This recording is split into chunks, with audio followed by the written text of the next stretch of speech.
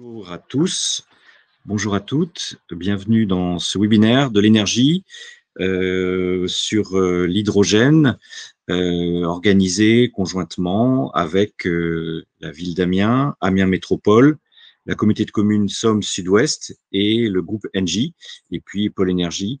Donc nous sommes ravis de vous accueillir. Nous sommes une quarantaine d'inscrits, il y en a une vingtaine qui sont connectés maintenant.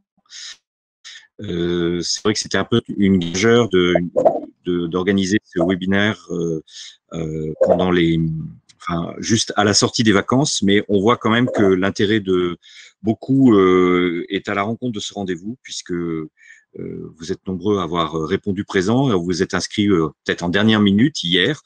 Donc ce webinaire va se dérouler là, de 9h à peu près 10h40. Nous allons avoir une série d'introductions de la part d'élus de la ville d'Amiens, de la métropole d'Amiens, de la CC2SO, également de la DGA du groupe Engie. Et puis nous allons entrer un peu plus dans le sujet ensuite en présentant à la fois les enjeux de l'hydrogène pour la mobilité, le projet de la CC2SO, puisque c'est un peu c'est l'origine de ce webinaire, vous présenter une source d'hydrogène disponible pour l'Amiénois. Donc c'est une occasion pour verdir les transports dans l'Amiénois. Et puis nous aurons un témoignage également du SMTAG, qui est le syndicat mixte des transports Artois-Gohelle. Et également aussi, nous aurons une présentation de l'ADEME. Ah voilà, Monsieur Geste, vous êtes connecté. Bah, écoutez, je vais vous donner la parole pour ouvrir cette session de webinaire et Madame Fourré vous suivra sans doute dès qu'elle se sera reconnectée à partir de Chrome. Ça signifie que vous m'entendez donc Oui, on vous entend très bien et vous avez la parole. Très bien. Merci. Bonjour à tous et à tous. Je suis très heureux de participer à ce webinaire. Je vais vous dire une raison, c'est la première pour moi. C'est que voilà bien des années que je pensais que l'hydrogène était un espoir en devenir. Et je crois qu'aujourd'hui, si on en parle beaucoup depuis quelques mois dans notre pays, c'est sans doute que ceux qui imaginaient que ça pouvait être dangereux et qui freinaient des quatre fers, il faut appeler les choses par leur nom, aujourd'hui ont laissé la place à ceux qui voient une nouvelle opportunité de développement, d'une part sur le plan énergétique, mais plus largement sur le plan économique. Nous vivons une évolution considérable en ce qui concerne l'automobile notamment, j'allais dire le transport en général. Nous sommes bien placés pour le savoir ici à Amiens, puisque nous avons, c'est critiqué, mais il faut assumer des choix qui ont été difficiles, mais courageux et innovants, à savoir choisir un mode de transport public qui soit mu par l'énergie électrique et non plus par du gasoil. Et l'opportunité qui nous est donnée aujourd'hui et la raison de ce webinaire, c'est qu'il faut voir pour aller effectivement un peu plus loin, et notamment en ce qui nous concerne à Amiens Métropole, à travers la démarche qu'a engagée nos collègues de la communauté de communes Somme Sud-Ouest, qui s'est engagée dans ce qu'ils ont appelé un cluster vert hydrogène, et qui nous ont sollicité pour éventuellement les accompagner. Nous avons effectivement, par un courrier, décidé de les soutenir, mais au-delà de les soutenir moralement, nous réfléchissons actuellement sur la façon d'utiliser très concrètement l'hydrogène dans des modes de circulation. Alors, bien entendu, le bus, car il nous faudra aussi remplacer d'autres bus plus anciens, c'est une idée, mais à ce jour, il faut reconnaître que les prix sont assez prohibitifs. Mais nous pensons aussi aux bennes à ordures, car là, il y a également des possibilités d'évolution. Nous pensons aux véhicules utilitaires, puisque dans une collectivité comme la nôtre, nous en avons beaucoup. Et de manière un peu plus générale, nous considérons que nous avons là une opportunité pour non seulement des collectivités, mais également pour des industriels. Et de la même façon que nous nous sommes intéressés il n'y a pas si longtemps par le biais d'un webinaire identique à l'énergie fatale, dégagés sur la zone industrielle, par exemple, mais pas que, eh bien, aujourd'hui, nous considérons qu'il y a, en collaboration avec des territoires voisins, les possibilités d'exploiter au mieux cette nouveauté qu'est l'hydrogène et les alternatives que cela peut représenter pour un certain nombre d'activités. J'ajoute que pour une collectivité comme la nôtre, qui cherche tous les moyens d'attractivité d'une part, mais également de mise en place d'actions qui génèrent des emplois, il y a sans doute, en ce qui concerne ce nouveau secteur qu'est l'hydrogène, des opportunités d'emploi. Et enfin, je crois savoir que l'hydrogène produit demain par la communauté de communes Somme Sud-Ouest le serait à partir d'éoliennes. Il y a un débat permanent sur les éoliennes, sur le trouble des paysages provoqué par ces engins. Il y a une chose qui est sûre, c'est que la production d'hydrogène à partir d'éoliennes, c'est d'une certaine façon capter chez soi la production d'une énergie qui jusqu'à présent nous échappe, puisqu'elle elle rentre dans comment dirais-je, la collecte générale de l'électricité des organismes qui en sont chargés. Par conséquent, j'y vois vraiment beaucoup d'avantages. Je remercie les organisateurs de cette initiative et surtout les participants. De la même façon que l'autre jour, nous avons cherché à sensibiliser sur l'énergie fatale, aujourd'hui, on est au début d'une démarche. Nous y participons très volontiers et on espère que à l'issue de cette première réunion, eh bien, un certain nombre d'acteurs auront davantage pris conscience de ce qui se profile à un horizon finalement beaucoup plus proche qu'on l'aurait pu l'imaginer. Voilà pourquoi on est avec vous ce matin et je souhaite bien sûr une excellente réunion à tous les acteurs qui y participent.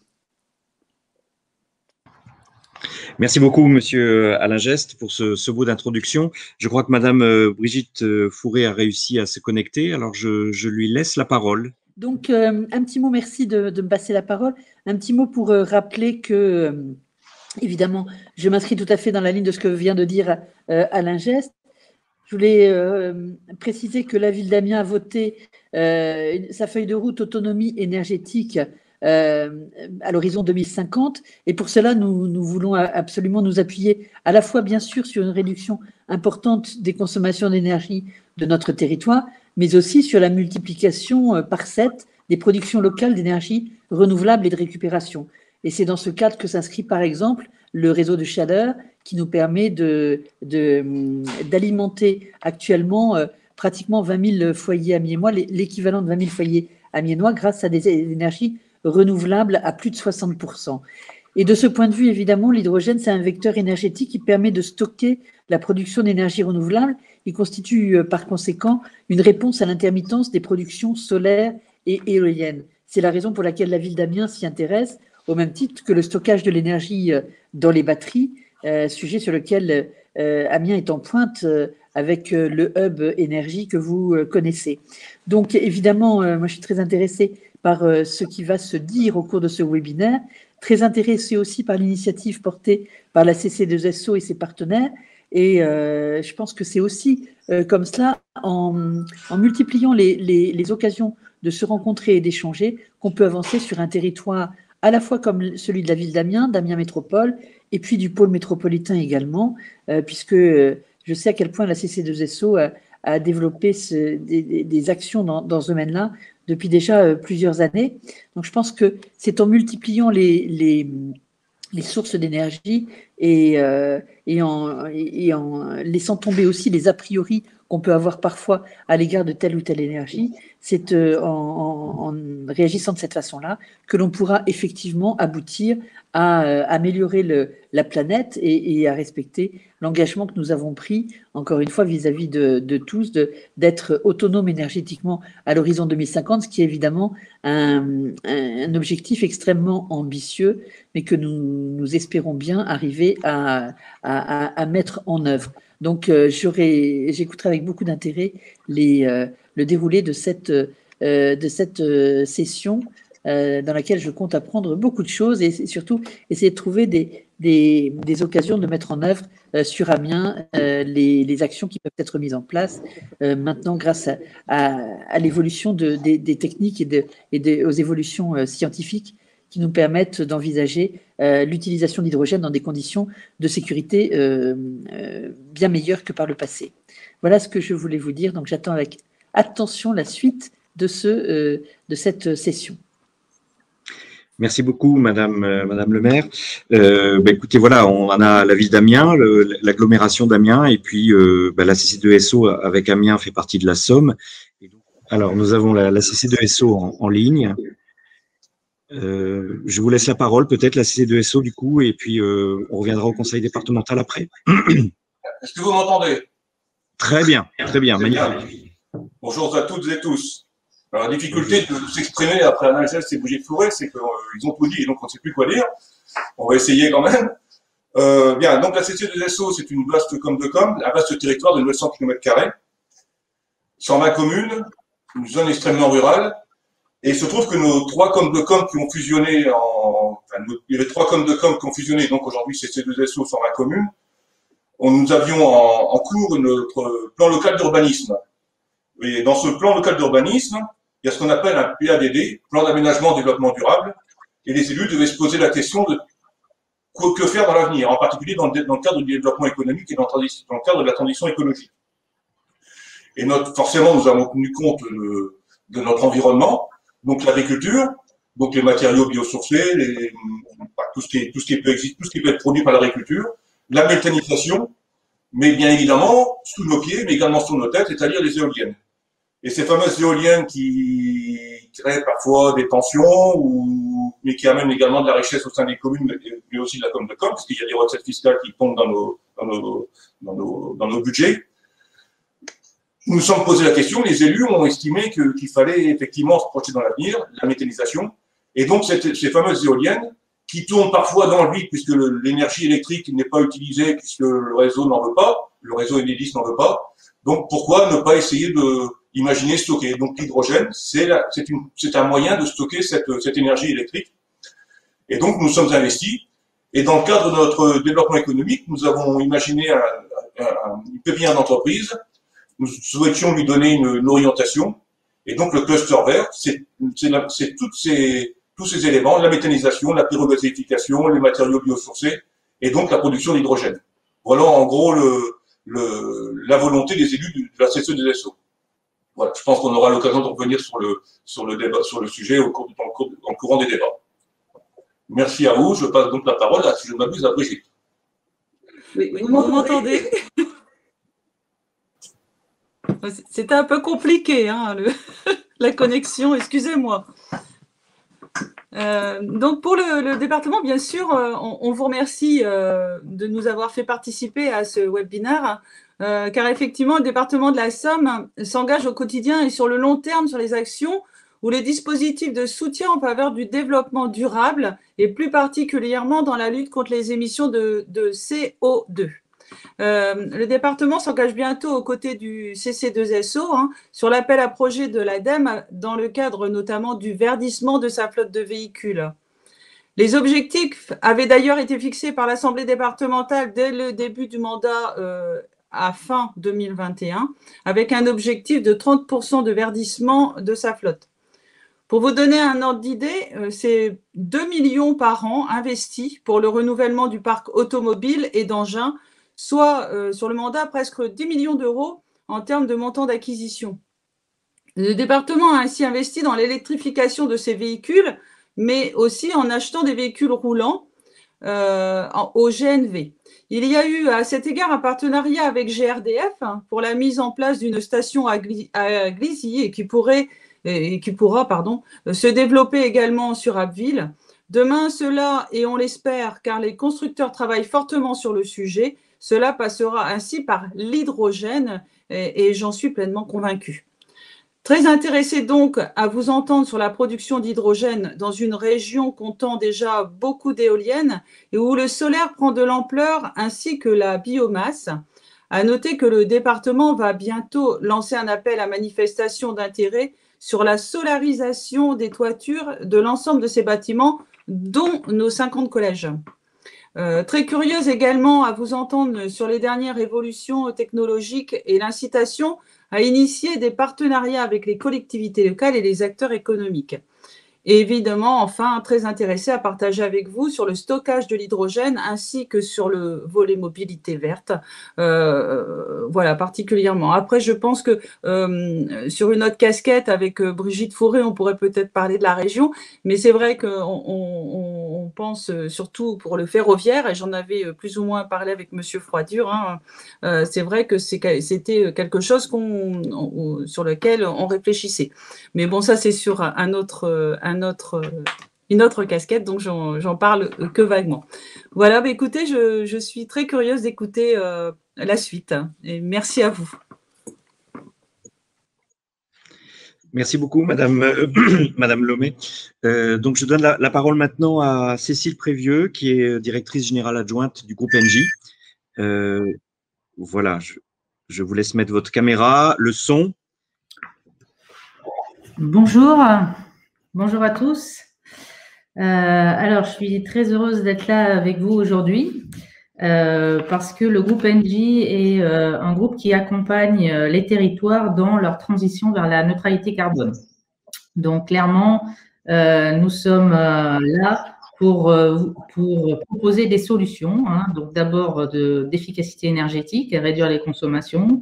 Ensuite, de verdissement de la chaleur. Hein. Madame Fouré parlait, Madame Lamère, du réseau de chaleur renouvelable. C'est effectivement les solutions qu'on peut proposer sur le froid, sur l'électrification, enfin l'électricité également, les smart cities et également la mobilité verte, où nous sommes présents sur l'électricité, l'hydrogène et le GNV, le bio-GNV. Alors, le groupe Engie, c'est comme vous le savez, historiquement aussi un groupe gazier. Donc, clairement, les gaz renouvelables sont pour nous un vecteur de développement très important. Donc, nous sommes présents aujourd'hui sur la production de biométhane, hein, production et valorisation du biométhane, notamment sur l'injection et la mobilité. Et nous sommes présents également sur l'hydrogène. Donc, qu'est-ce qu'on peut apporter en tant qu'acteur industriel au territoire, hein, sur le développement de cette activité? Eh bien, c'est d'abord nos compétences, hein, en matière de compétences gazières, hein, comme je le disais, pour gérer ce type de projet, des compétences de gestion de projet pour dimensionner les projets, les construire, exploiter demain les installations. Nous nous inscrivons clairement dans la durée avec les territoires, avec une présence de long terme. Nous pouvons mobiliser nos capacités d'investissement également sur ces projets. Alors aujourd'hui, c'est des solutions avec la production d'hydrogène et ensuite des stations. Hein, ça, c'est pour la mobilité hydrogène. Ça peut être aussi pour des usages industriels, pour faire des clusters avec à la fois un usage mobilité et un usage industriel. Mais clairement, l'investissement se fait sur la production et la distribution donc de l'hydrogène. Et bien sûr, nous accompagnons également les collectivités pour aller aux différents guichets qui existent aujourd'hui au niveau national, alors au niveau régional hein, déjà, au niveau national, voire au niveau européen. Comme vous le savez, le plan de relance aujourd'hui en France a dégagé beaucoup de moyens sur notamment l'hydrogène, hein, avec 7 milliards qui ont été annoncés. Et aujourd'hui, l'ADEME, et d'ailleurs dès le 16 mars, nous avons un nouvel appel à candidature, mais permet de financer ces projets en finançant à la fois l'investissement dans la production, mais aussi avec des financements sur le matériel roulant, qui est certes un peu plus cher sur l'hydrogène, il y a des surcoûts, mais des solutions de financement sont possibles. À cela peuvent s'ajouter aussi des guichets régionaux, hein, de côté FEDER, mais aussi des guichets départementaux, les syndicats des départementaux d'énergie sont également supportifs de ces nouvelles solutions de mobilité. Donc, c'est toutes ces aides-là qui vont effectivement permettre de rendre possible ces projets, d'en faire des réalités aujourd'hui. Et c'est vraiment le moment hein, pour l'hydrogène, pour accélérer sur ces sujets. Donc, nous sommes là pour rendre les projets faisables, vous l'avez compris. Et aujourd'hui, nous travaillons avec la communauté de communes de la Somme Sud-Ouest hein, sur projet de cluster vert dont on va parler dans ce webinaire. Donc, pour nous, c'est typiquement un projet d'économie circulaire, de valorisation, on l'a dit tout à l'heure, hein, de la production éolienne, donc d'électricité verte, qui est dans le département et la région très importante. Donc, on part d'une production locale, on le transforme en hydrogène pour un usage local de mobilité décarbonée. Donc, c'est vraiment typiquement ces économies circulaires qui apportent au territoire et la légitimité de ces projets et tout l'intérêt et la richesse d'avoir tous les acteurs autour de ce type de projet. Donc, l'hydrogène, on l'a dit, ça décarbone la mobilité. C'est du stockage d'électricité, hein, on l'a dit aussi précédemment, mais c'est aussi une décarbonation de l'industrie. Voilà toutes les vertus qu'aujourd'hui apporte l'hydrogène. Donc, nous allons bien sûr continuer à travailler avec nos partenaires sur ce beau projet et avec les collectivités. Et donc, pour moi, ce webinaire, c'est vraiment le moment de partager les défis de ce projet, hein, le quoi, le comment, et pour qu'on puisse avancer, le rendre concret à court terme. Et clairement, l'année 2021 hein, est vraiment l'année où on peut passer à la vitesse supérieure sur ce projet, étant donné les différentes sources de financement que l'on peut adresser cette année. Donc, merci par avance hein, pour les intervenants et les échanges qui pourront avoir lieu. Et je vous dis à bientôt pour aller plus avant dans ce projet. Merci beaucoup, Madame Prévieux, et merci à tous les élus qui sont intervenus et qui nous montrent l'intérêt des élus, des territoires pour cette question de l'hydrogène et de la décarbonation de nos modes de transport.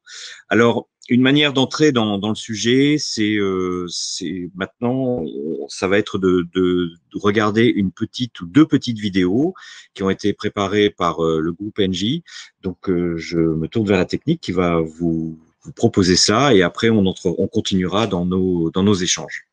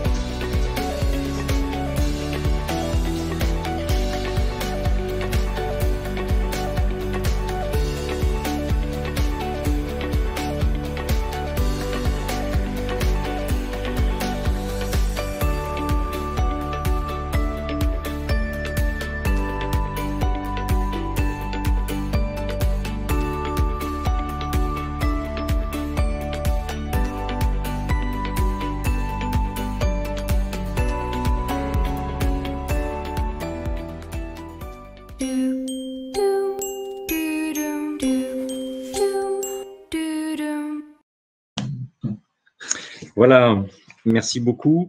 Donc, nous continuons nos présentations avec maintenant Bérangère Préau, qui est directrice de projet chez NG Solutions, et Olivier Artaud, directeur adjoint de stratégie et développement chez Storengy, qui est une filiale du groupe NG. Vous êtes en ligne, je vous laisse la parole. Bonjour à tous. Donc Bérangère Préau, moi je suis en charge du développement de la mobilité chez NJ. Et donc on voulait vous présenter un peu ce matin les perspectives sur l'hydrogène et qui rentraient vraiment dans le concret suite à ces différentes introductions qui ont été faites par les uns et par les autres. Si on peut passer sur la slide 2.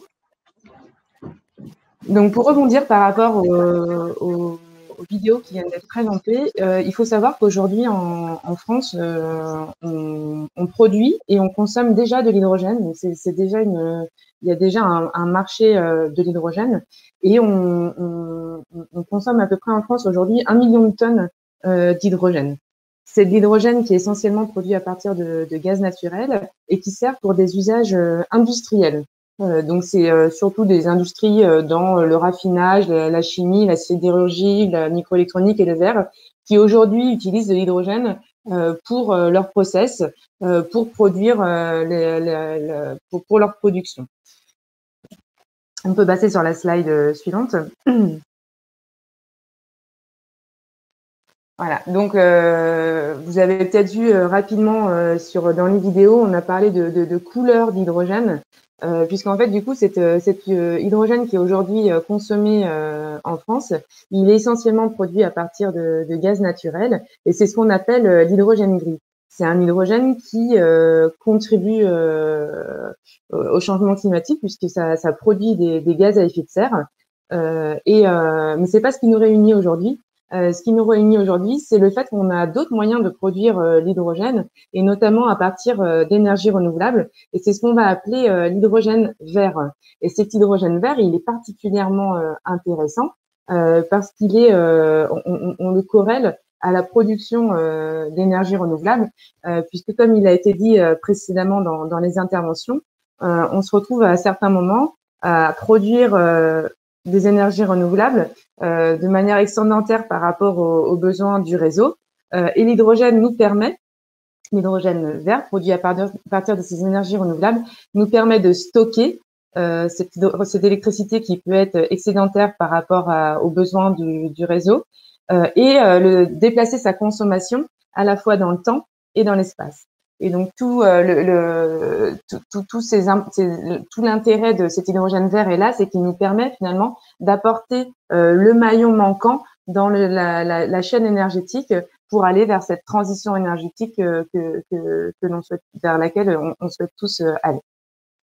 Et donc cet hydrogène vert nous offre des nouvelles perspectives en termes d'usage, au-delà de ces usages traditionnels industriels que je vous ai présentés précédemment, et notamment des usages vers la mobilité. Je vous propose de passer à la slide suivante. Donc aujourd'hui, voilà. Donc du coup, les différents usages que l'on peut anticiper, enfin qui arrivent aujourd'hui sur l'hydrogène au-delà de l'industrie. Donc c'est la mobilité, on va y revenir un peu après.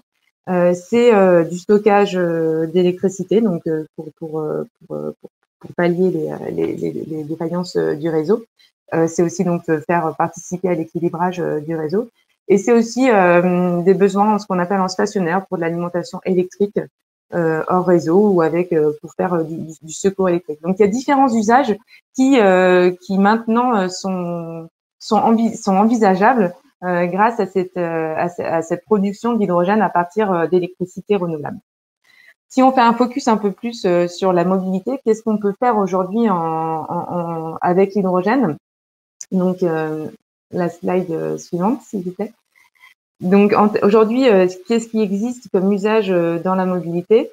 On a des véhicules utilitaires légers qui sont présents, qui sont déjà disponibles et qui roulent déjà sur le territoire.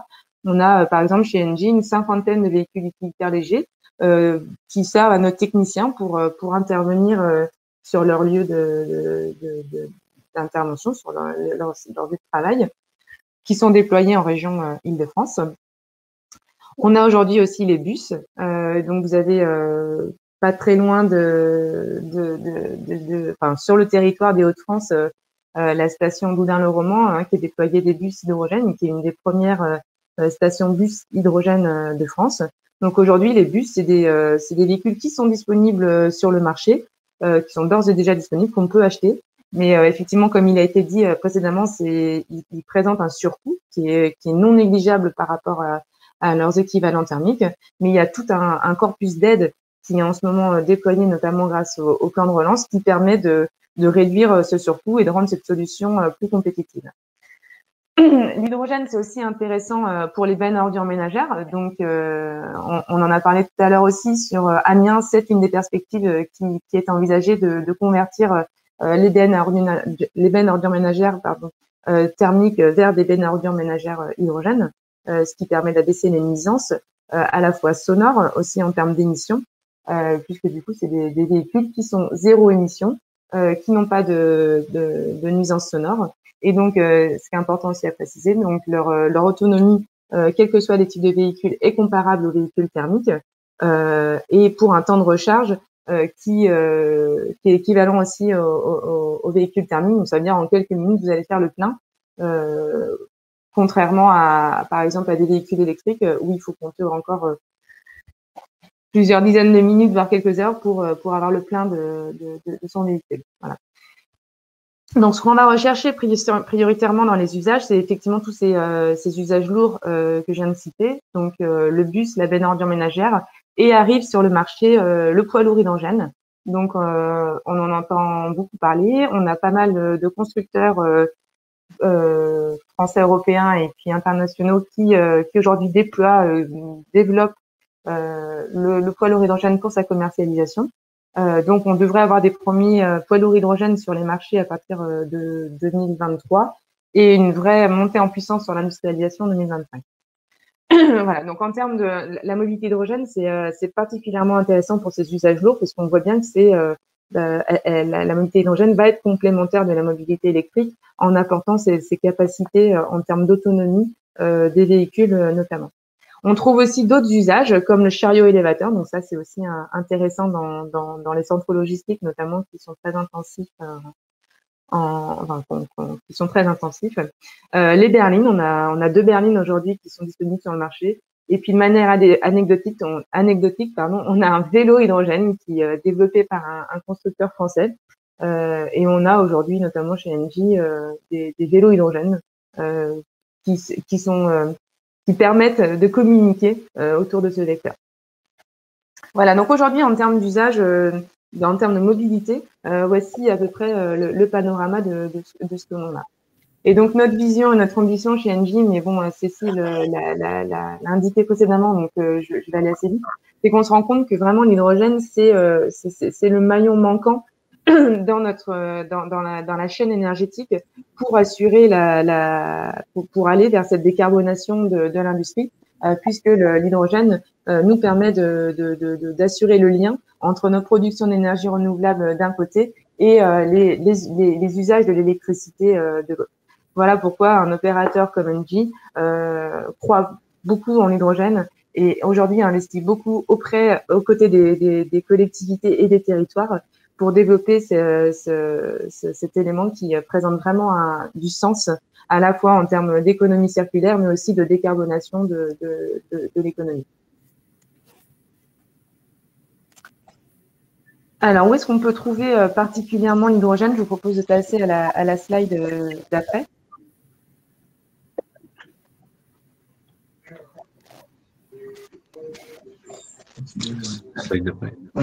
Bon. Donc ça, c'est un petit schéma un peu compliqué. Tout ça pour dire, donc du coup, je vous ai présenté en introduction le fait qu'aujourd'hui, l'industrie consomme, une partie de l'industrie consomme déjà de l'hydrogène.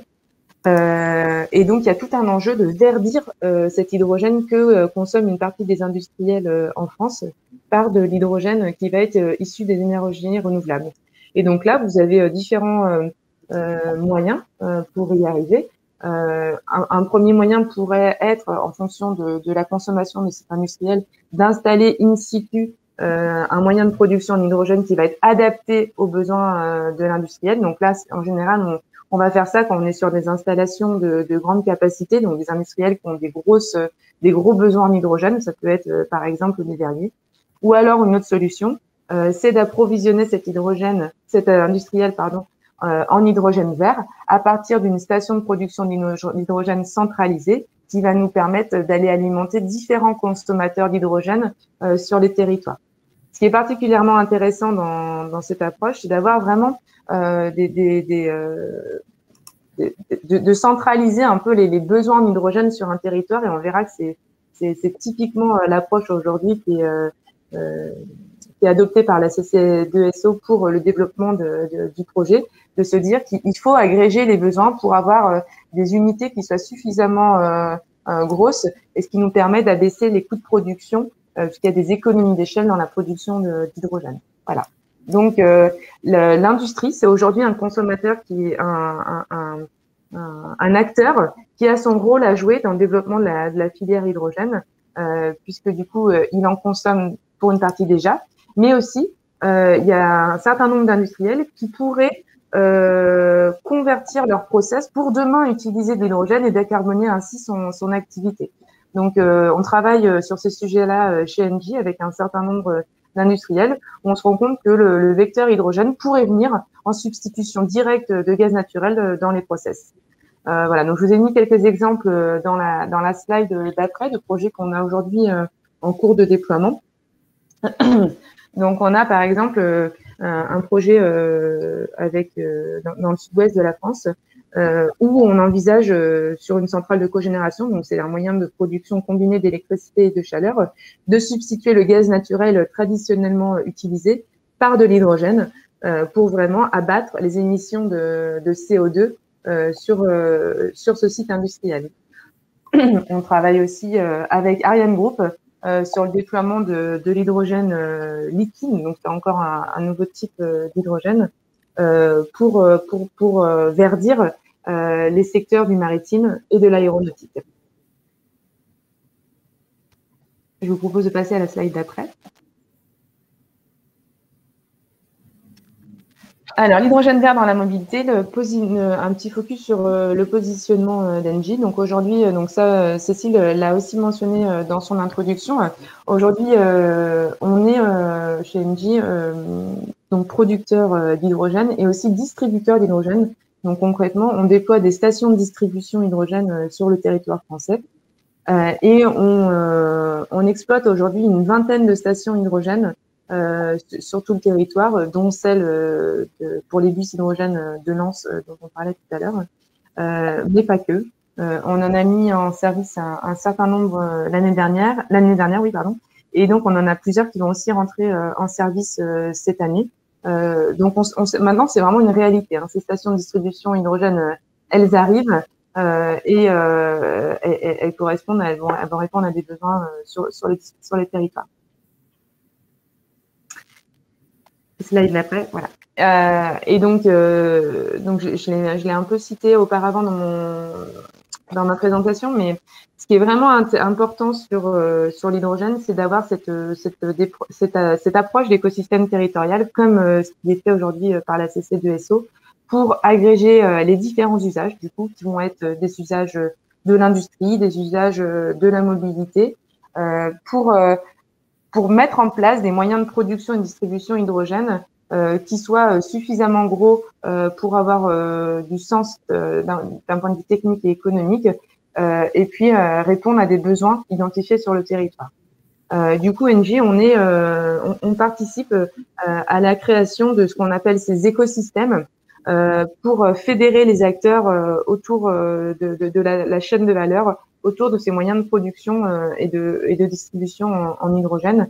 Et donc, c'est ce qu'on s'applique aujourd'hui à faire avec la CC2SO pour que ces projets soient cohérents et qu'ils puissent vraiment apporter, être une brique essentielle sur le territoire.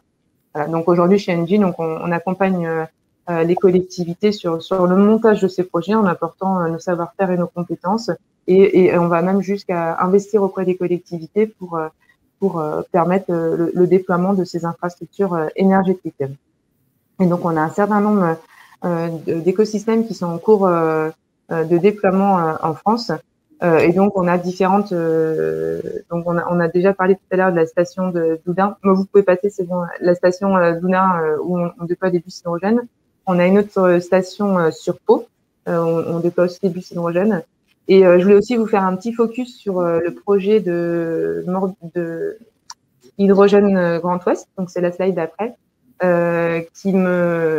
je trouve il y a des similitudes avec ce que l'on essaye de faire sur de la CC2SO, puisque sur ce territoire, on va mettre en place un électrolyseur sur le site de Michelin à Vannes pour alimenter d'une part les besoins de l'industriel pour son process et d'autre part pour des usages mobilité. Donc, on a vraiment réussi sur ce territoire avec les collectivités, hein, c'est jamais des projets qu'on fait tout seul, c'est des projets où c'est vraiment des projets main dans la main avec le territoire pour ces différents usages. Et donc là, sur ce projet-là, on va vraiment toucher les différents usages de l'hydrogène sur le territoire. Voilà, donc à l'image de ce qu'on essaye de faire dans les Hauts-de-France. Olivier, je te propose de prendre la suite sur le retour d'expérience sur Dijon. Oui, bonjour, merci. Bérangère, c'est le slide d'après, du coup. Je pense, voilà. Donc, on a souhaité aussi vous présenter un petit retour d'expérience sur le projet de Dijon Métropole, parce que à la fois, il s'inscrit très bien dans les projets que Bérangère vient de présenter, et c'est donc un projet territorial et de développement territorial des usages de l'hydrogène. On est vraiment parti des besoins du territoire. Et puis, c'est aussi un projet qui montre que le passage à l'échelle de volume important et donc qui permet la baisse des coûts sur tous les éléments de la chaîne de valeur est déjà une réalité qui arrive, puisque bon, aujourd'hui c'est encore un projet, hein, mais la mise en service est prévue pour la fin de l'année. Et donc là, à Dijon, on a la totalité de la flotte de bus et de camions bennes ordures ménagères qui est prévue de basculer à l'hydrogène. Vous avez un petit graphique avec la vitesse de basculement des véhicules qui sont aujourd'hui au gasoil vers l'hydrogène. Donc ça représente 200 bus et 50 camions bennes ordures ménagères. L'idée, là, c'est qu'en fait, on a un premier projet qui est vraiment à une échelle importante et qui permet donc de baisser les coûts. Et on va voir sur la slide suivante ce que ça peut amener à d'autres projets comme celui de la CC2SO et avec Amiens, où notamment on voit qu'on est en train de créer dans le groupe Engie, mais il y a aussi d'autres projets que ceux d'Engie, des écosystèmes qui maillent le territoire et qui qui peuvent en fait s'aider les uns les autres, notamment en étant par exemple des backups de production d'hydrogène les uns des autres. Les électrolyseurs sont des outils industriels qui ont des périodes de maintenance, qui peuvent avoir des pannes également. Ce sont des outils assez fiables, donc il y a peu de pannes en règle générale, mais voilà, on peut avoir besoin de sécuriser l'approvisionnement en hydrogène pour avoir une continuité de fourniture. Et ça, en fait, avec le maillage territorial qu'on amène, on est capable de le faire en transportant du coup l'hydrogène d'un peu plus loin quand on en a besoin, ce qui a un coût, mais qui permet d'assurer la continuité de service. Storengy est aussi un stockeur de gaz naturel et on a un projet pour être capable, d'ici 2024, d'avoir une offre commerciale de stockage d'hydrogène dans le sous-sol, en cavité saline, ce qui permet de stocker des grandes quantités d'hydrogène et aussi d'améliorer la sécurité d'approvisionnement d'hydrogène pour tous les projets. On l'a dit aussi, Cécile l'a rappelé, on développe des projets depuis déjà 4 ans, en fait, même si les systèmes d'aide sont bien développés depuis un petit peu moins longtemps. Mais du coup, on est capable de maximiser les aides, qu'elles soient nationales ou européennes, pour tous les projets. et sur toute la chaîne, hein, y compris sur l'achat de véhicules quand on parle de mobilité. Et puis, grâce à des projets comme Dijon, ben, on est capable, et d'ailleurs c'est une des volontés de la métropole de Dijon, de proposer à d'autres métropoles, à d'autres communautés de communes, à d'autres agglomérations, de faire des achats groupés. Vous avez vu que le projet de Dijon, en fait, il a une phase de ramp-up. Hein, tous les véhicules n'arrivent pas en même temps. Donc, les investissements dans les électrolyseurs et les stations de distribution sont aussi progressifs. Mais les véhicules, surtout, arrivent de manière progressive. Et donc, il y aura des lots d'achat de véhicules. Et Dijon est tout à fait enclin à faire des achats groupés avec d'autres collectivités. C'est une volonté qui est assez marquée à Dijon, mais c'est aussi une réalité pour permettre le développement de la filière. Grouper les achats, ça donne de la visibilité aux industriels qui produisent des véhicules, ça leur permet de mettre en place leur chaîne de production et ça leur permet de baisser les coûts aussi. Donc, on est dans une démarche où le fait d'avoir d'autres projets comme celui de Dijon, qui sont des écosystèmes comme celui qu'on souhaite développer sur votre territoire, en fait, sont des atouts pour le projet de la CC2SO. Et nous, on est très heureux de pouvoir y participer avec les entités d'Engie, Engie Solutions et Storengy aujourd'hui.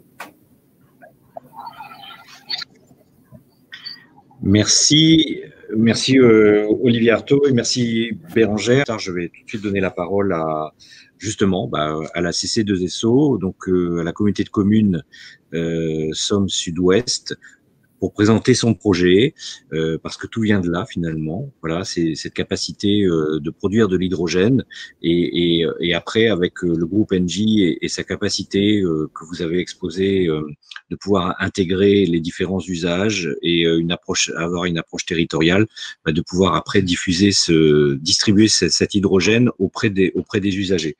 Donc je laisse la parole à Mathieu Allem pour présenter le projet du cluster vert et de production d'hydrogène à Pau en Picardie. Merci, Monsieur Gravelier. Je ne sais pas si vous m'entendez bien.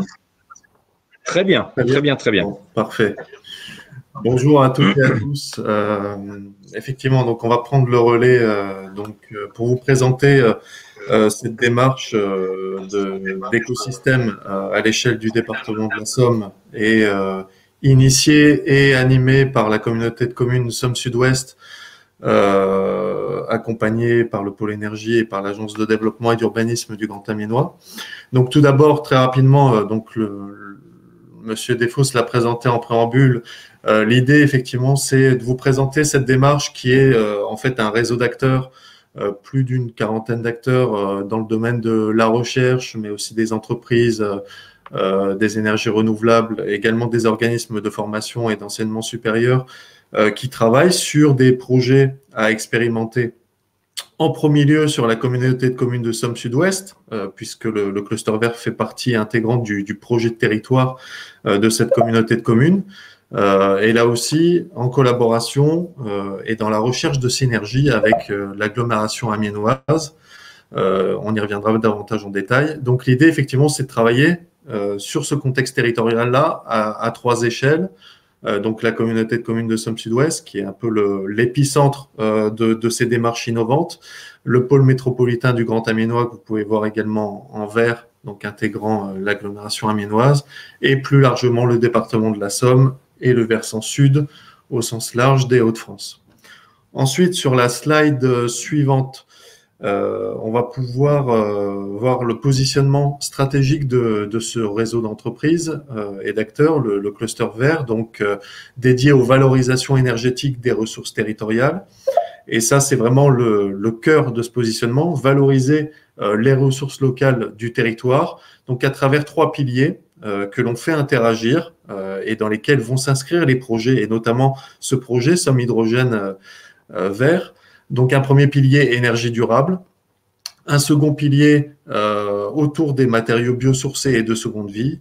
et un troisième pilier sur l'agriculture de demain, en lien avec un projet alimentaire territorial très ambitieux, et là aussi engagé à l'échelle de la communauté de communes de Somme Sud-Ouest. L'idée sur ces trois piliers-là, c'est effectivement de créer ces synergies, mais également de travailler de manière intelligente sur la gestion de ces ressources pour ne pas obérer les activités économiques et notamment agricoles du territoire. Donc ensuite, sur la diapositive suivante, juste pour vous montrer qu'actuellement, on développe des outils sur le territoire, notamment sur la ZAC de la mine d'or à Croix-Ros, donc vraiment au cœur du territoire de Somme Sud-Ouest, dans lequel va être lancé un hôtel pépinière d'entreprise qui va pouvoir accueillir des entreprises, mais également les projets du cluster en lien justement avec les énergies renouvelables, les matériaux biosourcés, mais aussi toute activité innovante et la création d'entreprises que l'on peut déjà observer sur le territoire. Donc l'idée, vous avez une deuxième diapositive aussi en visuel, c'est de proposer des solutions immobilières assez flexibles, assez modulables, dans une approche tiers-lieu, donc là aussi pour faciliter le travail collaboratif. Donc l'idée, là aussi, c'est de pouvoir proposer dès 2022-2023 ces lieux, là aussi, pour développer ces projets innovants donc sur le territoire.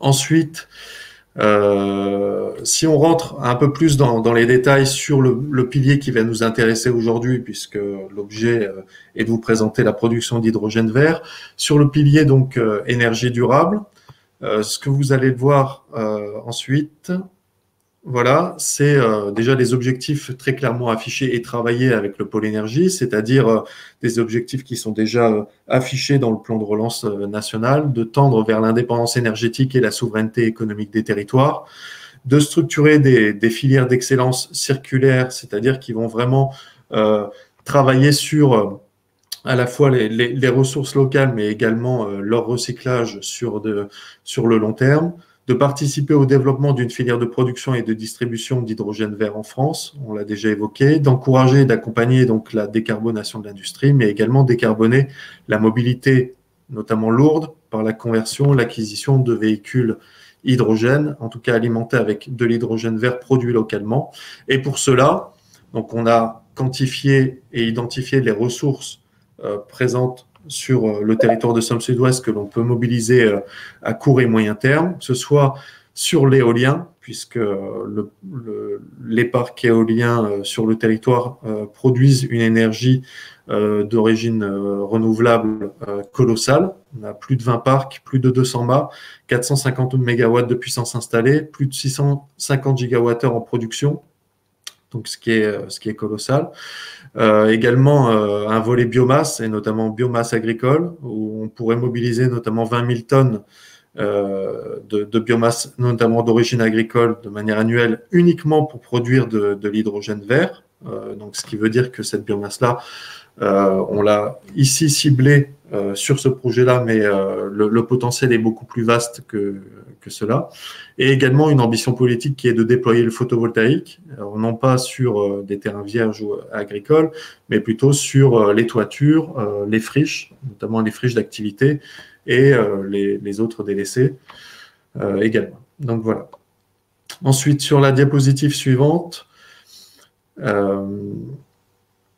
voilà, pour vous présenter de manière synthétique ce schéma qui est très complexe, qui a été co-construit avec les acteurs du cluster, c'est de partir donc tout en haut de la vision construite et validée par les élus du territoire, qui sont vraiment des acteurs qui se renseignent, qui sont extrêmement motivés, qui donnent l'impulsion à ces projets. On a deux piliers essentiels qui est la valorisation de l'électricité éolienne et la montée en puissance aussi des parcs éoliens dans le cadre du repowering. De l'autre côté, la valorisation de la biomasse agricole sous différentes formes. Donc évidemment, on a des projets de méthaniseurs pour l'injection de biométhane dans le réseau, mais également la valorisation de la biomasse agricole via la pyrogazéification, c'est-à-dire vraiment on va dire le fait de chauffer de la biomasse à forte température en la privant d'oxygène pour produire de l'hydrogène vert. Et là aussi, donc, cette production d'hydrogène vert viendrait consolider celle que l'on prévoit dans le cadre du projet Somme Hydrogène Vert, de la valorisation de l'électricité d'origine éolienne, produite donc exclusivement sur le territoire, donc pour produire suffisamment d'hydrogène, et dont une partie pourrait servir à valoriser le CO2 émis par les méthaniseurs du territoire. Et cet assemblage, on va dire, entre le CO2 et cet hydrogène vert pourrait permettre de produire du méthane de synthèse qui pourrait lui aussi être injecté et consolider la production de biométhane du territoire dans le réseau de gaz. Parallèlement à ça, donc on évoquait les synergies avec l'agglomération amiénoise, en complémentarité des travaux engagés par le cluster Energeia. On travaille également sur le stockage de l'énergie et notamment avec le vecteur énergétique hydrogène. Et on travaille notamment avec le Hub Énergie sur les solutions solides, notamment sous la forme d'hydrure, du stockage d'hydrogène. Donc là aussi, tout en bas donc, du schéma, vous pouvez voir ce que l'on travaille avec les développeurs économiques du territoire au quotidien, c'est-à-dire sécuriser des usages diversifiés pour la consommation de cet hydrogène vert, sans quoi, sans ces usages-là, le modèle ne tient évidemment pas. Donc on s'intéresse au process industriel, comme vous allez le voir, aux différentes solutions de mobilité, mais surtout de la mobilité lourde. Mais également, on réfléchit à toutes les solutions, notamment d'injection, en lien avec l'actualité et la législation. Ensuite, voilà, en ce qui concerne la première phase donc, de ce schéma de production et de déploiement d'hydrogène vert sur le département de la Somme à partir de Somme Sud-Ouest, l'idée donc c'est de partir sur une source d'énergie renouvelable qui est celle de l'éolien, de procéder à l'électrolyse de l'eau, qui est une technologie qui est maîtrisée quasi séculaire, on va dire, la production d'hydrogène et la distribution locale. Donc l'idée, c'est vraiment de créer et de déployer cet écosystème structurant pour valoriser l'électricité d'origine éolienne sous forme d'hydrogène vert. Donc on travaille à la fois sur les infrastructures et les équipements de production, de distribution et donc des usages. Ensuite, donc en ce qui concerne les porteurs de projets qui vont apparaître progressivement, là aussi, ça a fait l'objet d'une démarche de concertation étroite avec les élus du territoire qui ont validé ce format-là, en sachant qu'on avait plusieurs solutions et plusieurs écosystèmes possibles de portage. On a évidemment sensibilisé les fournisseurs d'électricité éolienne, donc des fournisseurs locaux. L'idée d'avoir aussi de mettre en place une société de projet dédiée à la production d'hydrogène vert sur le territoire et la porter par un binôme d'acteurs qui est une PMI, qui est Life, localisée près de Nantes, et de l'autre côté, la SEM Énergie Somme Sud-Ouest, qui va elle aussi participer de manière minoritaire mais symbolique à cette société de projet production d'hydrogène vert. Une deuxième société de projet plutôt dédiée à la distribution, et là, cette fois-ci pilotée par Engie Solutions, en compagnie de la Fédération départementale d'énergie 80, qui est donc partie prenante du projet. Ensuite, ce qui est on va dire, la seconde originalité du projet, au-delà de la diversité des sources d'énergie renouvelable mobilisées, c'est l'émergence de cet écosystème que l'on tente de structurer au quotidien, qui est extrêmement diversifié, donc d'hydrogène vert.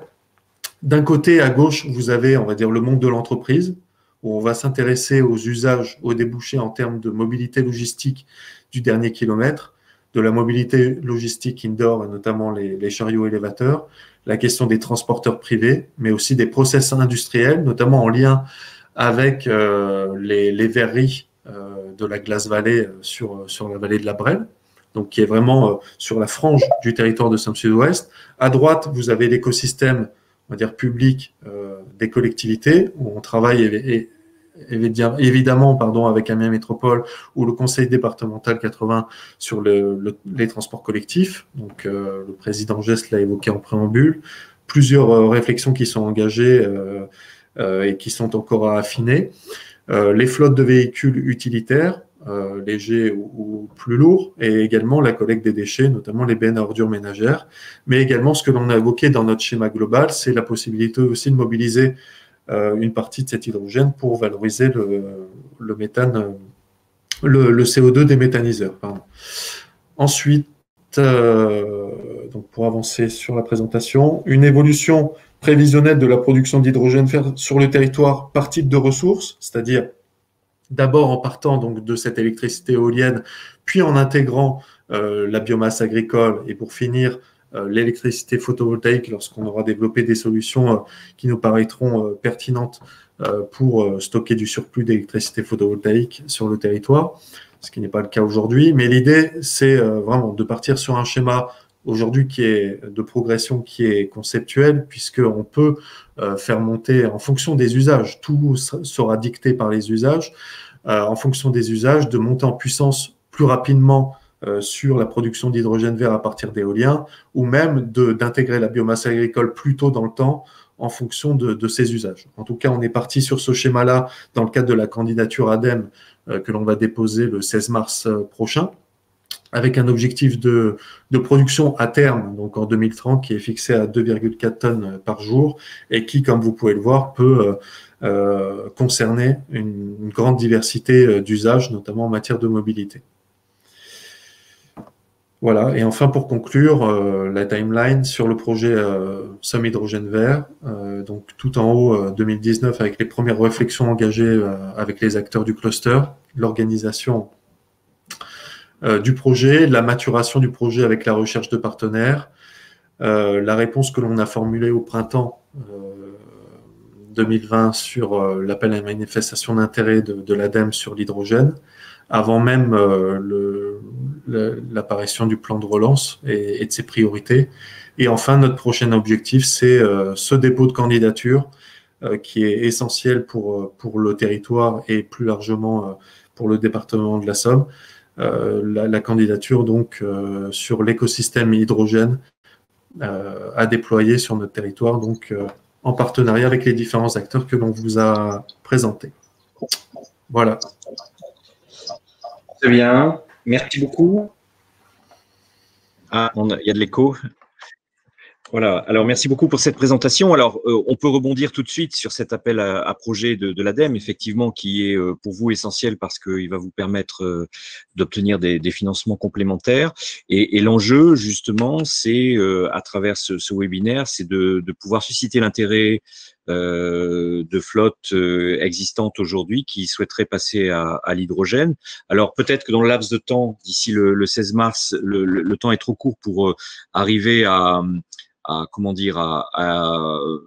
formaliser les choses de manière certaine entre la CC2SO, producteur d'hydrogène, et puis tel industriel ou tel transporteur qui aimerait passer à l'hydrogène, mais ne serait-ce que des lettres d'intention serait tout à fait souhaitable pour appuyer la candidature pour appuyer le dossier de financement de la CC2SO. Donc c'est aussi un souhait que nous adressons à tous les internautes qui nous écoutent.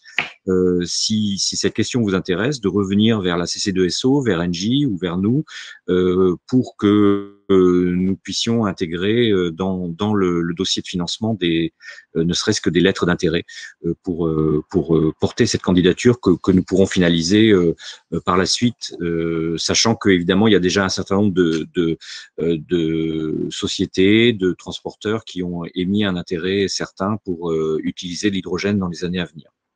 Alors, je voudrais revenir sur quand même quelques questions qui sont très intéressantes, qui sont apparues dans le chat là. Alors peut-être une question à Monsieur Alem. Dans l'électrolyse qui est prévue, bon, forcément il y a un dégagement de chaleur, c'est de la chaleur basse température, donc pas facile à réutiliser. Est-ce qu'il est prévu dans le projet une valorisation de cette chaleur fatale ou pas? C'est une excellente question. C'est vrai que c'est un sujet que l'on n'a pas encore que l'on n'a pas creusé encore, et on sait que notamment le pôle énergie a travaillé sur différents projets sur ce créneau de la chaleur fatale. C'est effectivement, ça a été évoqué, on va dire de manière très succincte par certains porteurs de projets, mais à l'heure actuelle, c'est pas encore un chantier que l'on a ouvert. On va dire qu'on s'est vraiment focalisé pour l'instant sur la construction de la structuration de ce premier écosystème, mais effectivement, c'est un débouché que l'on pourrait travailler avec le pôle énergie. Ouais. Oui.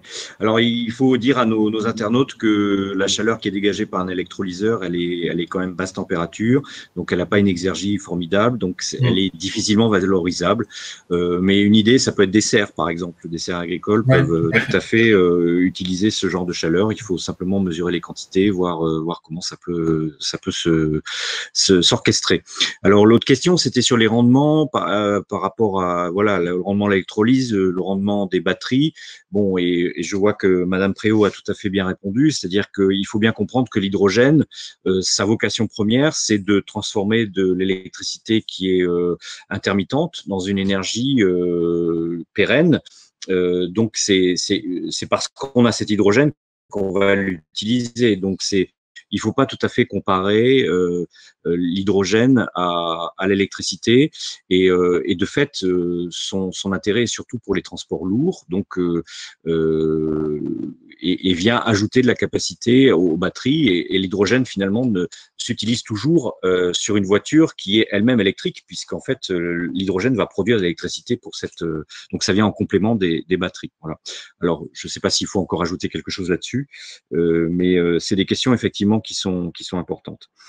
Alors, un exemple concret maintenant, avec le SMTAG, on a la chance dans notre région Hauts-de-France d'avoir un des premiers projets. Bon, il y a eu Pau aussi, mais c'était en même temps, je ne sais pas qui est devant, qui est derrière, mais peu importe, c'était pratiquement en même temps.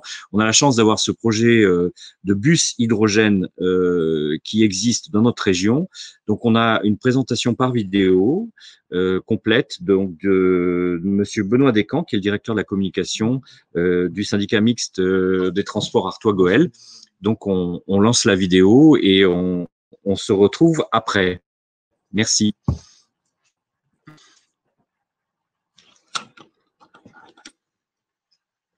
Si vous avez le son. Le son ou pas Pourquoi j'ai pas le son?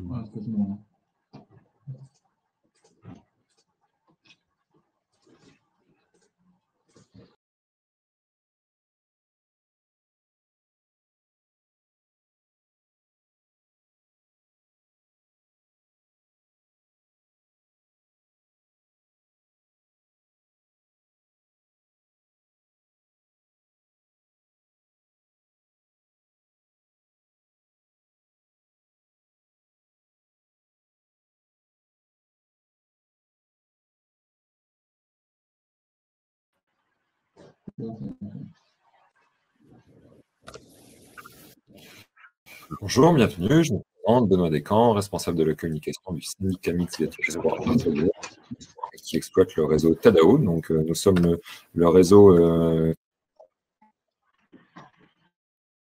qui est juste au sud de la métropole lilloise, réseau composé de 3 agglomérations, celles d'Hénin-Carvin, Lens-Liévin et Béthune-Brûlé. Ces 3 agglomérations réunissent près de 150 communes sur un territoire de 1000 km², soit l'équivalent du Luxembourg, avec un total de près de 650 000 habitants, ce qui fait de nous, en termes de population desservie, le 7e réseau français, avec cette particularité qui n'est de ne pas avoir de ville-centre, comme ça se fait schématiquement et classiquement en France. On a 6 communes entre 25 000 et 33 000 habitants, donc une multipolarité qui fait que la construction d'offres de transport est assez complexe.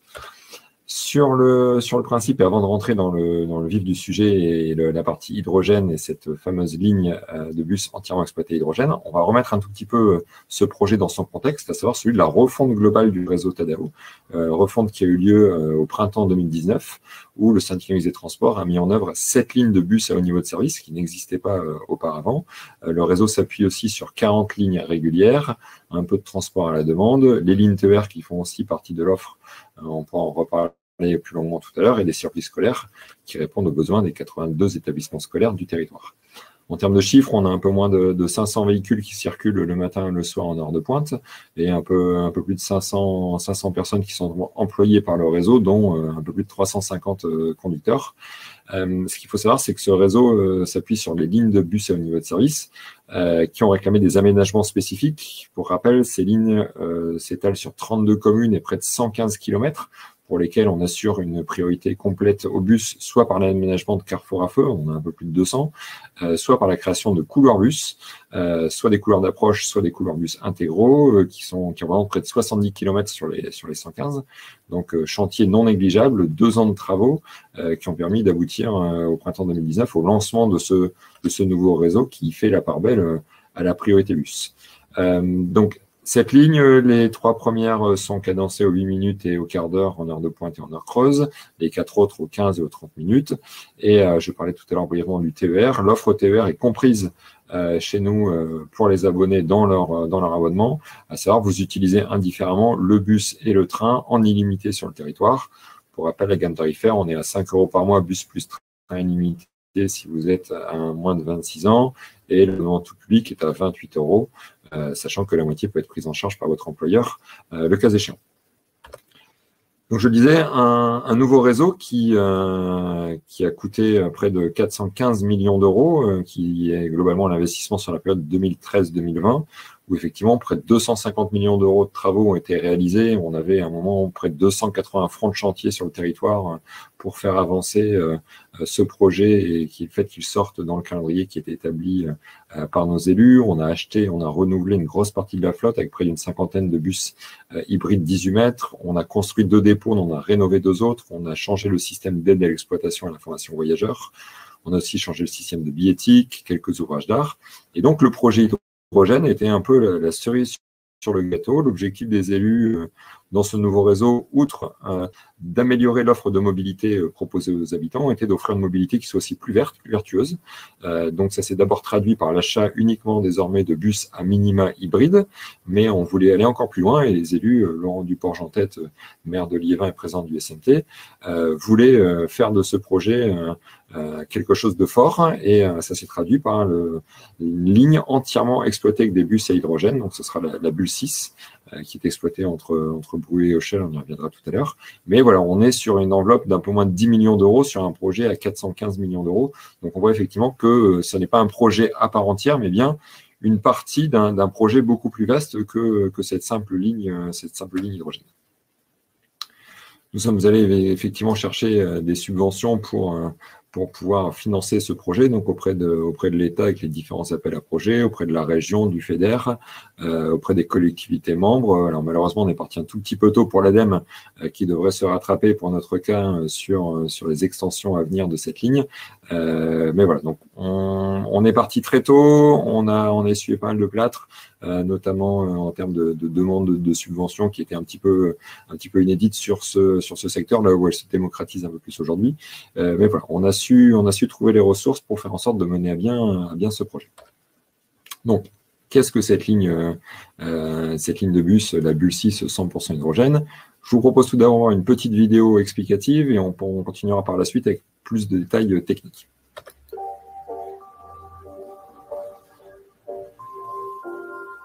Le passé glorieux du bassin minier fait place aujourd'hui à un projet environnemental des plus ambitieux. Une ligne de bus exploitée exclusivement avec des bus à hydrogène. Aujourd'hui, c'est une nouvelle fierté, celle de se lancer pleinement dans le vingtième dans lequel nous sommes aujourd'hui. Et ce territoire, il est exemplaire et il est premier en France en matière de transport public à l'hydrogène. Et le projet ne s'arrête pas là, c'est également la mise en place d'une station de production, de stockage et de distribution d'hydrogène. À partir de l'eau, on va faire une électrolyse de ces molécules avec de l'électricité dite verte. Et cette électrolyse permet de séparer les molécules d'hydrogène et d'oxygène. Les molécules d'hydrogène sont comprimées et stockées pour pouvoir faire le plein tout simplement à la pompe. L'avantage de cette solution, c'est vraiment l'autonomie des bus. On va parcourir avec notre flotte jusqu'à 330 km par jour. Il n'y a pas aussi de contraintes vraiment liées à l'exploitation, comme par exemple sur des solutions toutes électriques. On a beaucoup moins de génie civil sur les stations. On peut étendre le réseau. C'est une solution complètement verte. On rejette à la sortie que d'eau. Et cette grande première nationale traduit la volonté des élus du territoire, celle d'une grande politique environnementale en faveur d'une mobilité durable. Ce territoire a effectivement besoin d'ambition et il marque aujourd'hui, au travers de cette ligne de transport DHNS entièrement dédiée à l'hydrogène, il marque son ambition, celui de tourner une page et d'en ouvrir une nouvelle. Et donc, voilà, Voilà, c'est ce que nous allons réussir puisque c'est une première en France.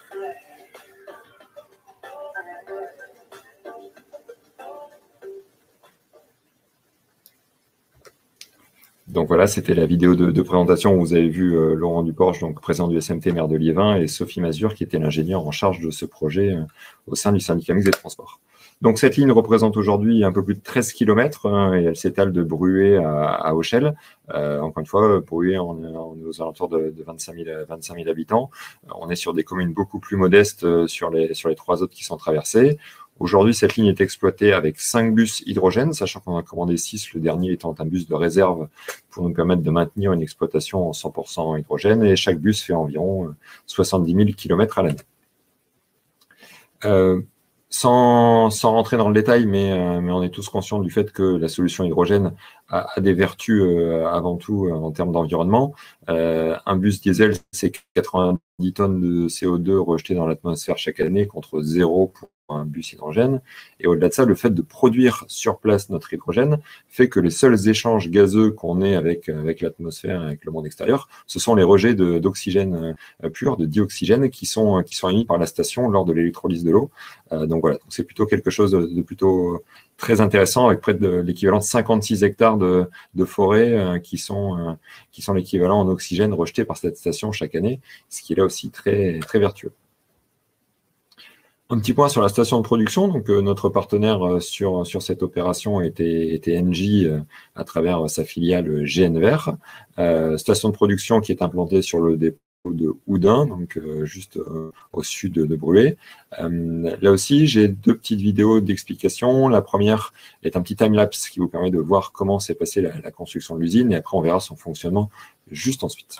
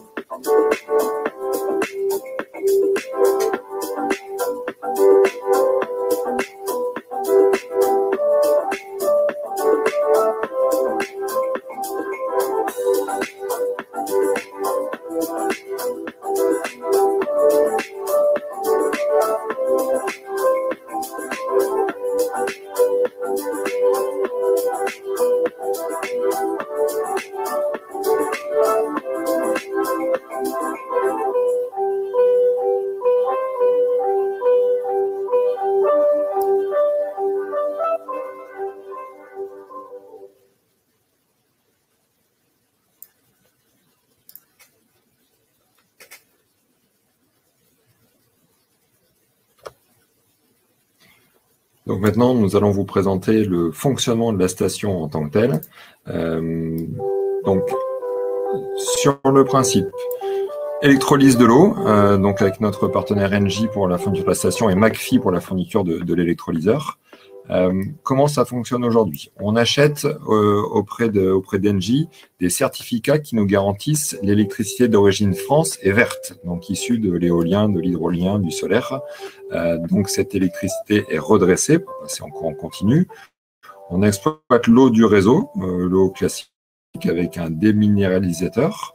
Ensuite, les deux passent dans l'électrolyseur, donc McPhy dont je vous parlais à l'instant, où là, par électrolyse, on casse ces molécules d'H2O pour recombiner ces molécules en dihydrogène et en dioxygène. Nous ne conservons pas le dioxygène qui est rejeté dans l'atmosphère, j'en parlais tout à l'heure. L'hydrogène, quant à lui, est compressé. Donc, on a un système redondant avec deux compresseurs qui nous permettent de garantir une utilisation complète et sans panne du système, et deux versions pour le stockage, une moyenne pression et une basse pression, dans les deux grosses cuves que vous voyez là. La moyenne pression étant un bon moyen d'arriver à se rapprocher en tout cas de la pression nominale qui est celle du bus, et donc des deux stations d'avitaillement qui sont ici sur place. Le plein se fait de manière complètement automatique. Un quart d'heure pour faire un plein si les cuves étaient complètement vides. On se rend compte aujourd'hui que les bus reviennent avec encore près de la moitié des réservoirs remplis, ce qui est plutôt une bonne chose, et ce qui surtout améliore le temps passé à la pompe, à savoir à peine 7 ou 8 minutes, le temps de refaire le plein par l'automate. Le conducteur, pour des raisons pratiques et techniques, se contente de verrouiller le pistolet, et ensuite c'est l'automate qui se charge de faire le plein d'hydrogène. Ensuite, le véhicule est stationné sur le parking. Il est branché comme on le ferait avec un véhicule électrique classique pour garder la batterie à 100% de sa charge. On y reviendra tout à l'heure. Mais globalement, voilà. La station fonctionne depuis son inauguration le 21 juin 2019, donc on a un peu plus d'1 an et demi de recul. Aucune panne majeure, aucun souci particulier rencontré. On fait régulièrement des tests de charge pour s'assurer qu'elle fonctionne toujours et qu'on n'ait pas de soucis. Mais je vous dis, en termes d'exploitation sur cette première année et demie, la solution a été prouvée, elle fonctionne, et de ce côté-là, aucun souci à noter. Si on passe maintenant au véhicule, donc véhicule fourni par Safra, qui est une société albigeoise qui propose son bus Innova en version H2, et elle est équipée d'une pile Symbio. Symbio étant une co-entreprise entre Michelin et Faurecia. Donc, petite vidéo de présentation du fonctionnement du véhicule que je vais vous commenter en même temps, que vous compreniez bien comment fonctionne ce véhicule.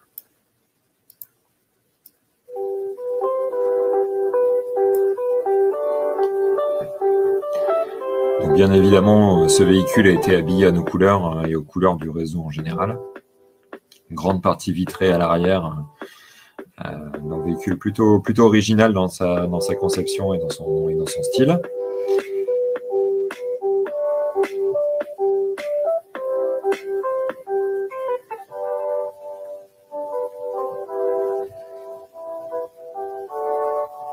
Donc, on stocke 32 kg d'hydrogène en toiture, donc au-dessus du poste de conduite, grâce à quatre bonbonnes qui sont dédiées à cela. L'hydrogène se dirige vers l'arrière et la partie motorisation, où nous retrouvons la pile à combustible, qui est d'une taille plutôt raisonnable par rapport au véhicule. On mélange l'hydrogène à l'oxygène ambiant. La pile à combustible crée de l'énergie qui est stockée dans la batterie, qui elle-même alimente le moteur électrique. C'est un bus à propulsion électrique. Et donc, cette hydrolyse inverse, en fait, produit de l'eau qui est rejetée sous forme liquide ou gazeuse en fonction de la température extérieure. Mais voilà, en gros, le fonctionnement du véhicule hydrogène. Quelque chose qui est complètement propre. Encore une fois, les seuls rejets sont de l'eau qui est rejetée à l'arrière du véhicule, mais en tout cas, aucun gaz n'est émis lors du processus de roulage du véhicule. Donc, quelque chose de plutôt parfait, en tout cas, du point de vue environnemental.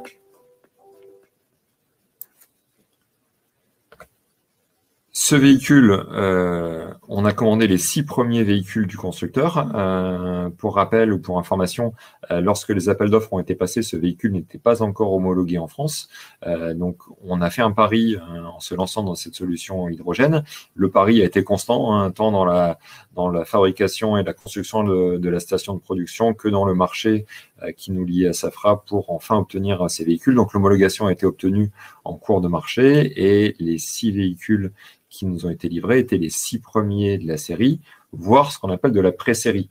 Et là, effectivement, on a avec Safra une relation qui est plus que commerciale, parce qu'effectivement, là où dans d'autres technologies, les bus se sont testés avec plusieurs milliers, voire millions de kilomètres au compteur avant d'être mis sur le marché, on a accepté en relevant ce challenge de lancer la première ligne en France exploitée avec des bus hydrogène, d'essuyer un tout petit peu les plâtres et de servir de test grandeur nature pour l'exploitation des bus. Donc pendant plusieurs semaines et encore régulièrement, les bus, dès qu'ils reviennent, sont branchés à l'ordinateur pour débriefer le fonctionnement de ce dernier.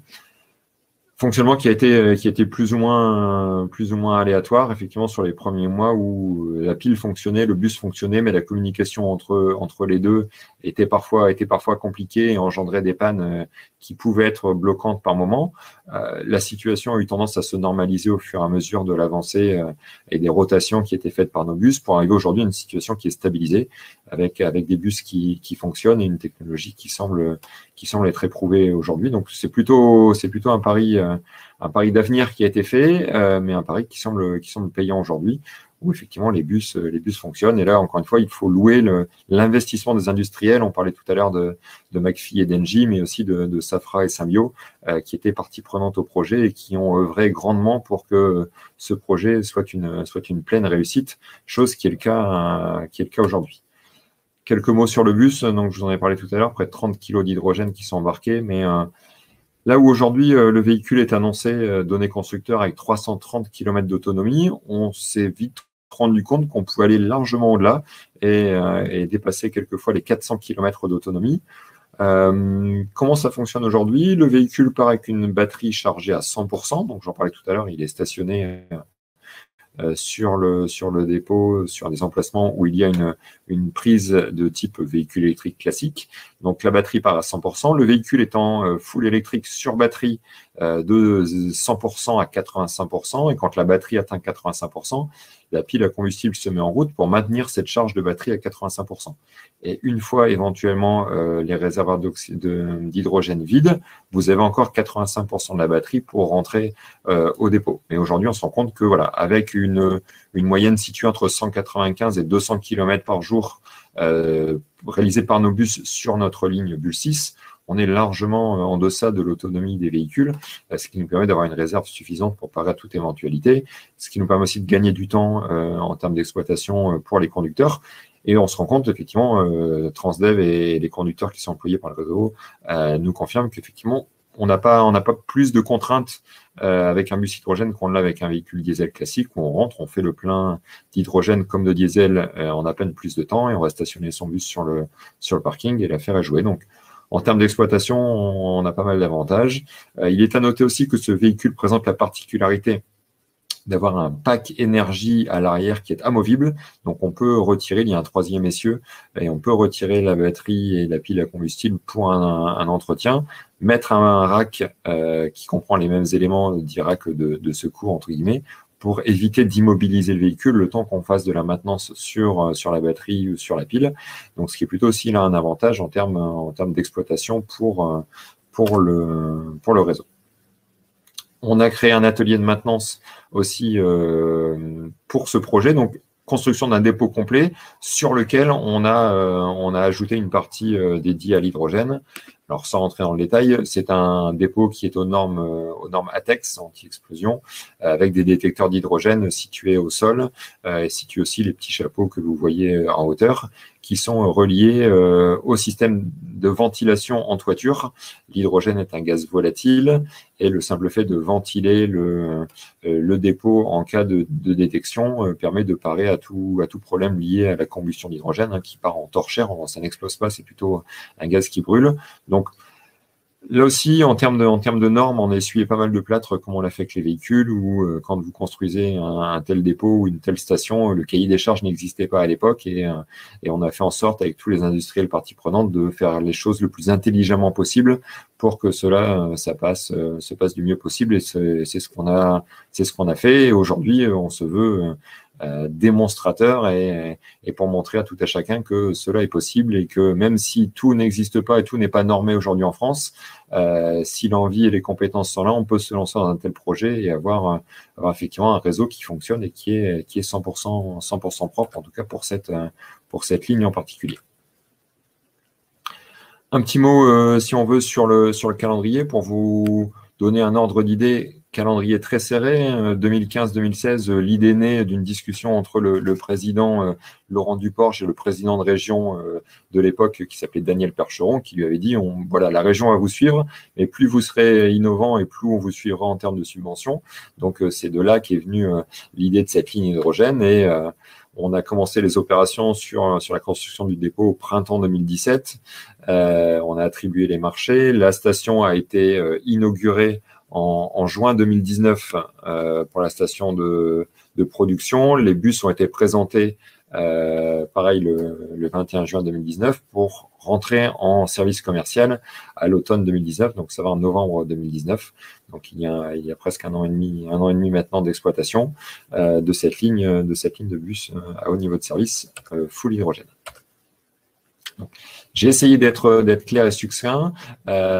Si vous avez des questions sur le projet, n'hésitez pas à nous contacter. Vous avez l'adresse mail qui s'affiche à l'écran, contact@sntag.fr. Je me ferai un plaisir de répondre à vos questions ou, le cas échéant, on vous accueille avec grand plaisir. Aujourd'hui, dans le respect des normes Covid, on limite les délégations à une dizaine de personnes ou à 2 groupes de 10 maximum. Mais dès que possible, on vous accueille avec plaisir pour que vous puissiez découvrir par vous-même ce fabuleux projet de la première ligne de France exploitée 100% avec des bus à hydrogène. Merci de votre attention et j'espère à bientôt sur le territoire. Merci beaucoup, Monsieur Descamps. Voilà, c'était une vidéo. On a vraiment cru que c'était du direct, mais voilà, c'est la magie des webinaires. Donc voilà, on avance dans notre webinaire et finalement, peut-être pour ce qui est important de voir, c'est qu'il existe des aides pour porter les projets de conversion de flotte ou même les projets industriels. Donc, Robin Amaz, qui est à l'ADEME, va présenter quelques solutions de financement. Robin, vous êtes avec nous. Est-ce que Robin, voilà, ça y est, Robin. Désolé, c'est un peu bizarre. C'est un peu bizarre, mais c'est pas grave, c'est pas grave. On vous écoute. À vous. Donc, bonjour à tous, je suis Robin Amaz, chargé de mission hydrogène pour la région Hauts-de-France.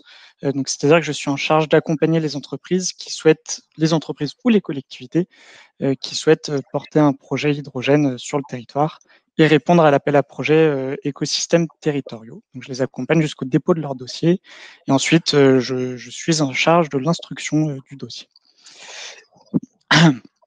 Je vais donc vous parler des différents appels à projets portés par l'ADEME auxquels vous pourrez répondre. Ce qui est important de préciser, c'est que c'est dans un contexte donc, de stratégie nationale hydrogène sur la période 2020-2030. Donc je vais faire vite parce qu'on est un petit peu en retard. Mais cette stratégie nationale répond à 4 enjeux. Un enjeu qui est environnemental, c'est-à-dire décarboner l'industrie et la mobilité. Un enjeu qui est économique. On estime que l'hydrogène peut créer jusqu'à 150 000 emplois, ce qui est énorme.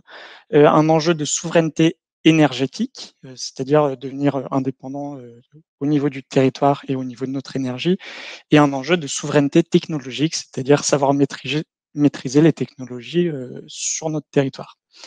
Donc pour cela, il y a différents appels à projets. Nous, au sein de l'ADEME, on porte 2 appels à projets. Le premier appel à projet s'appelle Briques technologiques et démonstrateurs hydrogène. C'est celui qui est affiché sur votre écran. Il porte sur 4 thématiques. Bon, c'est pas l'appel à projet sur lequel je vais rester longtemps pour cette présentation, puisque c'est pas l'appel à projet qui concerne notre cas aujourd'hui. Mais pour faire vite, cet appel à projet porte sur 4 axes qui sont plutôt sur des technologies pas encore matures, qui sont en cours de développement. Donc, c'est vraiment des solutions pilotes ou de briques de technologies innovantes. On va être aussi sur de la conception et de la démonstration de nouveaux véhicules, donc poids lourds, navires, ferroviaires, et sur des très grands électrolyseurs, c'est-à-dire avec une puissance supérieure à 20 MW. Comme tous nos appels à projets, il y a différents critères d'éligibilité. Donc, il faut que le projet ait un coût total supérieur à 2 millions d'euros pour les 3 premiers axes, un coût supérieur à 5 millions d'euros pour l'axe 4. Mais on va venir plus précisément sur l'appel à projet qui nous concerne plus particulièrement. Donc, si on peut passer à la slide suivante, qui s'appelle Écosystèmes territoriaux hydrogène.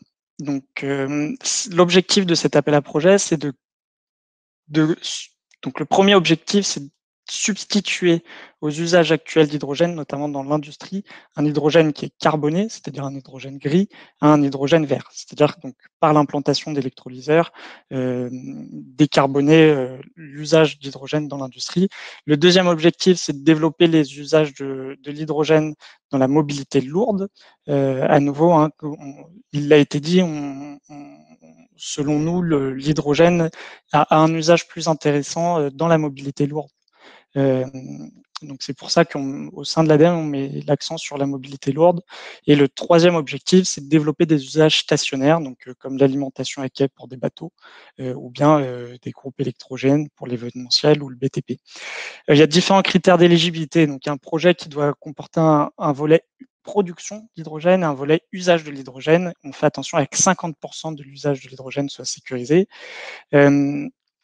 Il faut aussi que le système de production d'hydrogène soit un électrolyseur. On demande que la production de l'électrolyseur soit supérieure à 1 MW et inférieure à 20 MW, avec un prix cible de l'hydrogène inférieur à 9 euros par kilogramme. Des collectivités ou des entreprises peuvent y répondre. Et le dépôt, il y a deux dates, hein, le 16 mars 2021 et le 14 septembre 2021. Donc je trouvais ça important de vous présenter ou de vous rappeler ces deux appels à projets. Et on m'a demandé de faire un zoom plus particulièrement sur les aides qui peuvent être disponibles pour des véhicules. Donc je vous propose de passer à la slide suivante, c'est ça. Donc pour les véhicules, il y a différentes aides, hein. Je vais vous présenter les aides de l'ADEME tout d'abord. Tout d'abord, il convient de rappeler que le taux d'aide que l'on va attribuer aux véhicules va être au maximum de 35%, 45% ou 55% le coût du surcoût du véhicule hydrogène en comparaison à un véhicule diesel équivalent. C'est-à-dire qu'on soustrait le coût d'un véhicule on prend le coût d'un véhicule hydrogène, on lui soustrait le coût d'un véhicule diesel équivalent, et en fonction de la taille de la collectivité ou de l'entreprise, on peut donner une aide au maximum de 35%, 45% ou 55% du surcoût. Pour certains types de véhicules, il y a des montants qui ont été fixés par l'ADEME. C'est le tableau qu'on peut voir en bas là, avec fourgonnette, fourgon, bus non articulé et benne à ordures ménagères. Donc voilà, ça c'est les plafonds d'aide maximale que l'ADEME peut attribuer pour ces véhicules. Mais il y a des véhicules qui ne sont pas catégorisés dans ce tableau, et c'est là qu'intervient la question du surcoût avec un véhicule diesel dont je viens de vous parler.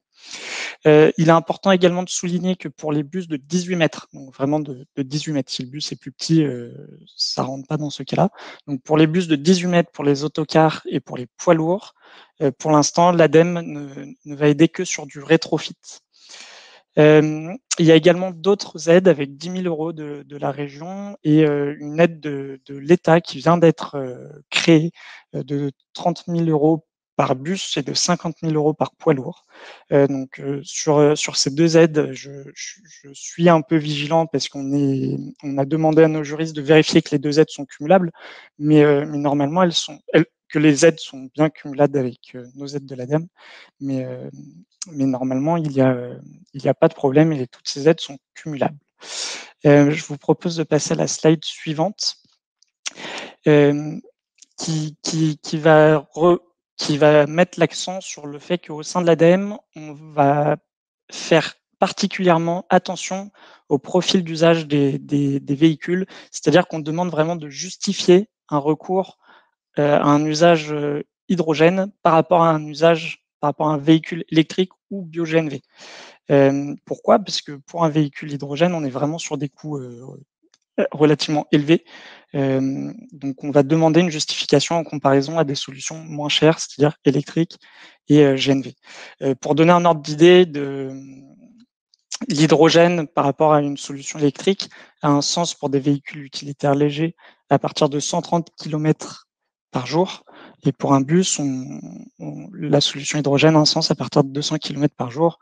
Pour les camions et les bennes à ordures ménagères, il n'y a pas de condition parce que ces solutions n'existent pas encore en version électrique. C'est important aussi de souligner qu'on peut faire une demande en deçà de ces distances parcourues, mais l'argumentaire devra vraiment être étayé en fonction de l'estimation de surconsommation due à un dénivelé, dû par exemple à un chauffage ou à une clim, dû à un temps de recharge imposé, dû aussi à un équilibre économique par rapport à des solutions qui sont concurrentes. Je vous propose de passer à la dernière slide, je crois que c'était tout. Donc voici mes coordonnées, merci pour votre attention. Et si vous avez des questions, sentez-vous libre de nous contacter, moi ou bien le pôle énergie ou bien la région, puisqu'on est là pour vous accompagner. Et c'est vraiment notre rôle de travailler avec vous sur ces projets pour faire en sorte qu'ils soient le plus vertueux selon un axe écologique, qu'ils soient le plus vertueux aussi pour le territoire d'un point de vue social et qu'ils soient aussi viables d'un point de vue économique. Merci à tous. Merci, Monsieur Hamaz, merci beaucoup. On arrive donc au terme de ce webinaire. Je voudrais juste remercier chacun des intervenants, remercier Madame le maire, Monsieur le président d'Amiens Métropole, Madame la vice-présidente du conseil départemental, le président de la CC2SO et puis Madame Prévieux d'Engie et puis nos intervenants. Peut-être rajouter un point qui est Pôle Énergie, on est là un peu pour vous aider aussi sur toutes ces questions d'hydrogène. On fait un peu le lien entre tout le monde. Il faut que vous sachiez qu'entre la région, l'ADEME et nous, il y a beaucoup d'échanges d'informations. Nous avons aussi depuis le début de l'année, la délégation régionale de France Hydrogène, l'ex-AFIPAC, l'Association nationale de l'hydrogène.